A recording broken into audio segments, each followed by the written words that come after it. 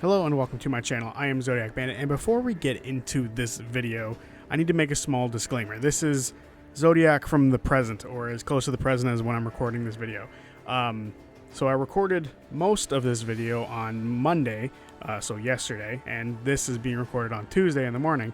And I just feel like putting a small disclaimer in here because in this video, I am extremely negative, or at least I look at it as being extremely negative, and there's a sense of entitlement throughout this entire video, which I listened to it all again when I was editing all of this. I was like, this is weird. I don't know why I'm talking like this, like I'm owed something by Critical Role.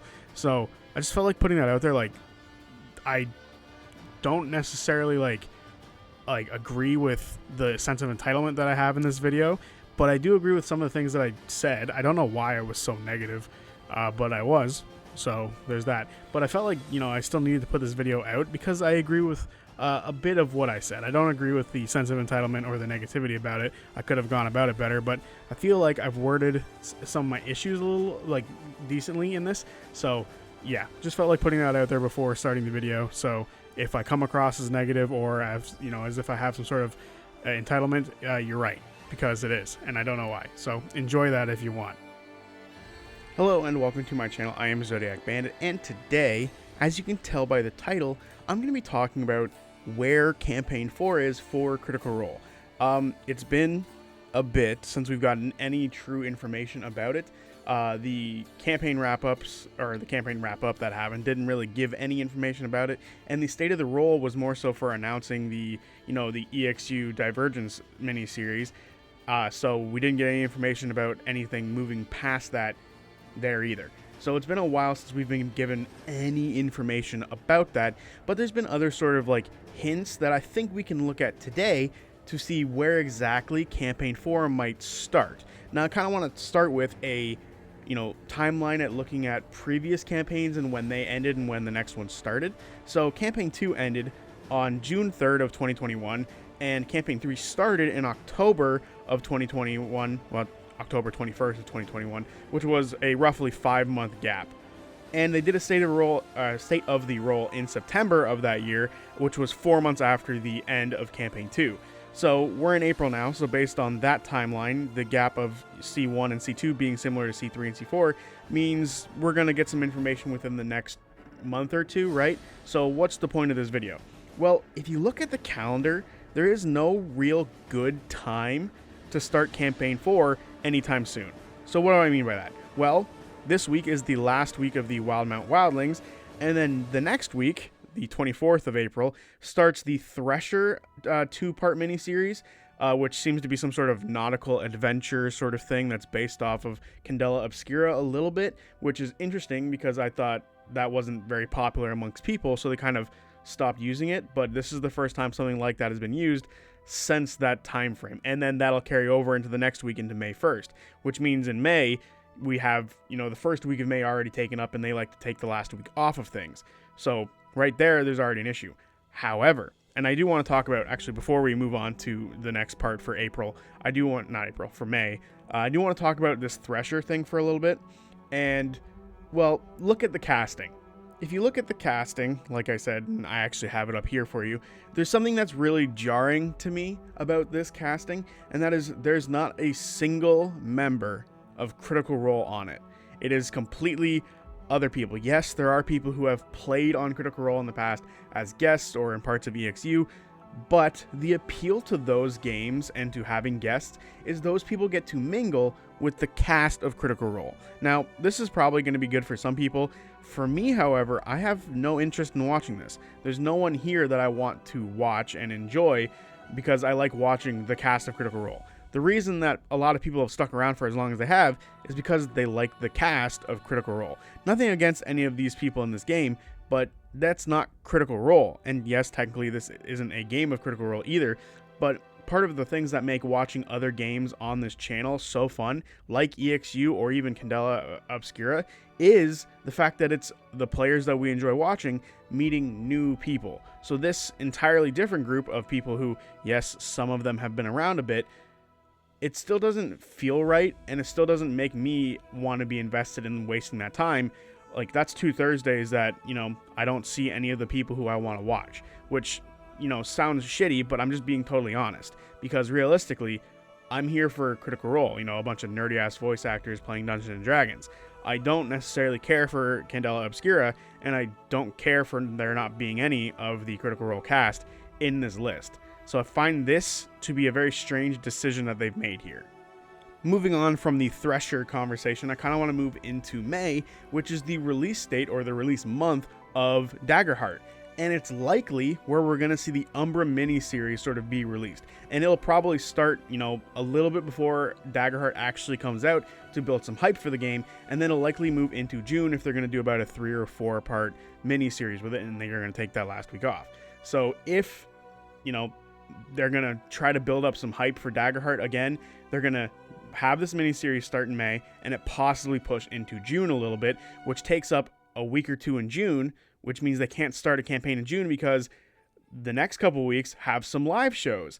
They have 2 live shows in June, one on the 19th and one on the 25th, which June would actually be the 5-month mark of, you know, how the other campaigns have sort of started 5 months to 6 months after the end of the previous one. So that would be the mark where they would start playing the next campaign if they weren't doing all these other things.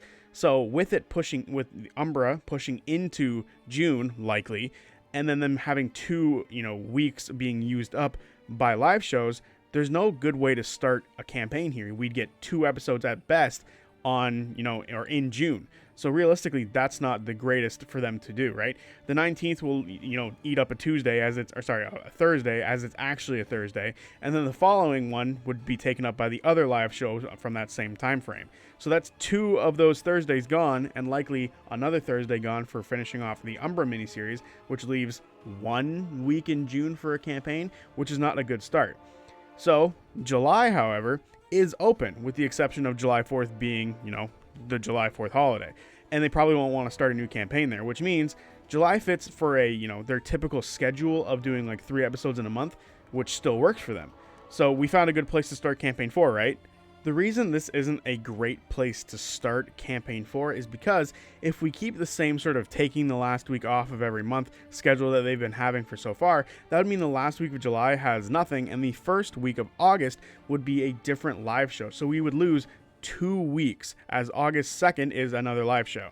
And they really don't want to hurt the pacing of campaign 4 with an extended break at the beginning of the campaign. It would just cause problems, and a lot of people might just fall off and forget. A lot of people weren't fans of taking the last week off in general, as this led to a lot of things happening within campaign 3, like the consistent repeating of information week after week after week. Another issue that this break sort of presented was the break would really like happen at important times, right? Sometimes it would happen and we'd be waiting for 2 weeks, maybe 3 weeks, depending on where it lined up with holidays and other stuff like that. So we would lose out on the story and not have anything to sort of continue on and follow for potentially 2 to 3 weeks sometimes, which really did hurt. And I would imagine a lot of people would be like, well, if I can't consistently watch this, what's happening here? And yes, is an argument that this break that happens is good because it allows people to catch up, but there are people who are dedicated to watching Critical Role every single week and who are caught up. Those people don't want to be stuck waiting for those who are behind. Yes, it sucks to say that, but it's true. There are people who are here. You should cater to them, not the people who are way behind, who might not even continue following the rest of the series because they're so far behind, and it's a big task to do. One last thing that I feel like is worth noting when it comes to this August live show is this is the live show for them playing Daggerheart for the first time in the Exandrian setting. So if they wanted to use Exandria and Daggerheart for Campaign 4, they would have to wait until after this live show to see how people feel about the mix and sort of the reaction that it gets. And then if they wanted to use those things for Campaign 4, it makes no sense to do it before the August live show. So then we don't have to worry about any live shows again until October, as there's 2 in October, 1 on the 7th and 1 on the 9th. So we would have all of August and all of September for Campaign 4 with only 1 break, as there is no holidays in this month. So I think I can confidently say that Campaign 4 would likely, probably, start in August. After all these mini-series and most of the live shows are done with, that means we have 3 more months of waiting, unfortunately. So if it starts in August, we have about 4, maybe a little less, but roughly 4 months of waiting still until the next campaign starts. And I personally feel like some of these live shows feel like testing shows to see how things will go, with them like consistently playing different systems like Daggerheart as opposed to consistently playing D&D. I do think that the biggest test is obviously that August live show. It's literally going to be a massive test for them to see if people are going to be interested in a combination of Daggerheart and Exandria, because a lot of us do really love the world of Exandria, especially after the way Campaign 3 ended. We would like to see what it looks like now and the differences that have sort of happened, but the system that it plays in, while it might not be as important to a lot of people, it is still important to some people. So if the Daggerheart Exandria mix doesn't work well together, some people might not want to tune into it at all, and they would lose a lot of viewership that way as well. So you don't want to mess with it too much, and I feel like the August live show is going to be a good test of seeing how people truly care and react to the combination of the two. And it would really let them to make their like final decision about what system they're going to use for Campaign 4. And if it goes well, I do think Campaign 4 has a very high chance of being Daggerheart set in Exandria, which I'm not sure how people feel about that. Like, I feel like there's been a mixed reaction even on this channel alone. So I'm curious what you guys think about that. For me, if everything goes well for them with these like testing shows, it looks like Daggerheart Exandria is Campaign 4. And this all leads to a bigger issue that I think is sort of affecting the fandom in a weird way. And I'm not sure how many people truly agree with this statement or not, or if you haven't even thought about it, or if it has been something on your mind. But for me, an issue that I've been having with, I don't want to say Critical Role, but it is going to, have to be said. The issue I'm having is the lack of information about anything that's happening down the pipeline. Like, we do have all of these live shows that they told us about, but they just announced Thresher out of nowhere, right? And they've been talking about Umbra for a while. I've been excited for Umbra. I wanted to have them do Umbra next after the Wildemount Wildlings thing. So the fact that we've been hearing about Umbra for a while and it's still not out is really odd and weird to me, and we've got zero information on that at all, with the exception of, it sounds like, based on like a Q&A that Laura and Travis did very recently, that the two of them are at least in it, which is good. And I hope that the rest of the Critical Role cast is there as well, because I've deeply missed the cast. Like, we've had a handful of people here in Divergence, a handful of people here in the Wildemount Wildlings. So to have everyone be back finally, especially after Thresher has no one, would be huge, and it would be really nice. But I would really, weirdly, there's been fans who have been watching Critical Role for 10 years. There have been fans who've been watching for 5 years. I myself have been watching since about 2019, with the first live show, and I'm putting air quotes around that I watched, where the first live airing of an episode was Campaign 2, episode 100, when they came back from the COVID break. I was luckily able to use COVID to catch up to Campaign 2, which was the first one that I was able to watch live in air quotes. So I've been a fan for roughly 6 years now, and I feel like there's never been a time where we've had as little information. Even when Campaign 2 ended and Campaign 3 was, being bridged, that gap was being bridged, I felt like there was more information being given. They answered questions. Also, I think something that helped out a lot of people who had been following Campaign 2 was they could fall back and watch Campaign 1. But if you're like me and have caught up with everything, you've got nothing to fall back on now. And also, that gap in between Campaign 2 had an 8-episode miniseries known as EXU. So there was a big gap that was, bridged pretty easily, because we had that 8-week miniseries, and then we had answers being given pretty well close right after that, which hasn't happened yet. We've had Divergence was 4 episodes, and then the Wildemount Wildlings is 7 episodes, but there was a 2-week gap in between the two of them, and no information has been given outside of that. And there was a State of the Role that happened very recently, but again, it announced Divergence. It didn't even announce the Wildlings miniseries. It just announced the Divergence miniseries. So for now, we have no information. There's no information on Umbra. I'm theorizing that Umbra comes out in May. It might not come out till the end of May. Who knows? Because I don't think the Daggerheart boxes ship until the end of May. I know mine isn't going to be coming in until, I think, something around May 20th. I think that's the release, and even then it's got to ship after that. So who knows when I'll get my hands on it. But the point I'm trying to make is we have no information. We've been given nothing. And I feel like that's really odd and really weird. Honesty is the best policy, right? And it would really, a lot of the worries that a lot of people have would be quelled if they gave us some information, right? like information would just be enough to make people go, okay, cool, I can wait. Because it has been a very dry, like 2.5 months since the end of Campaign 3 for a lot of us viewers. I feel like there's been very little given to us in the way of information. Yes, we've had the fun Divergence, and we've had the really fun Wildemount Wildlings campaign that we've gotten right now, which those two have been fun, but I feel like there's just been a lack of information towards the true future of Campaign 4, which is really, not great to sit here and be like, well, what's happening? I remember something similar happened in between Campaign 2 and Campaign 3, where a lot of people thought maybe there isn't going to be a Campaign 3. But then eventually they started talking about it. So I feel like we're in this weird purgatory right now, where not a lot's being said, and it won't be said until about a month before it happens, much like how the State of the Roll did for Campaign 3. But we still had stuff in Exandria in like a true sense in EXU to tide us over, which literally introduced the Campaign 3 characters, right? 3 of the Campaign 3 characters were introduced in EXU. It was an important part of the story. Yes, Wildemount Wildlings was important to the story, or is important to the story of Bo and Yasha. Yes, Divergence is important to the story of the EXU trilogy and the grand setting of the world. But the future is what we have no information on whatsoever. The new world of Exandria isn't being talked about in the Wildemount Wildlings campaign at all. They haven't brought up gods once. It hasn't been brought up yet. And it's a little odd that they're not talking about anything. And I'm wondering if other people are sort of in the same boat. If they feel like it's weird that nothing is being said whatsoever about Campaign 4. Because it is a little concerning that we've gotten no information whatsoever. I wish they would just say it's going to be Daggerheart. I wish they would just say it's going to be 5e. I wish they would just tell us what system it is, if it's going to be 2024 or some sort of combination of 5e and 2024. I really do wish they would give out some form of information, just any form of information. I don't need a date.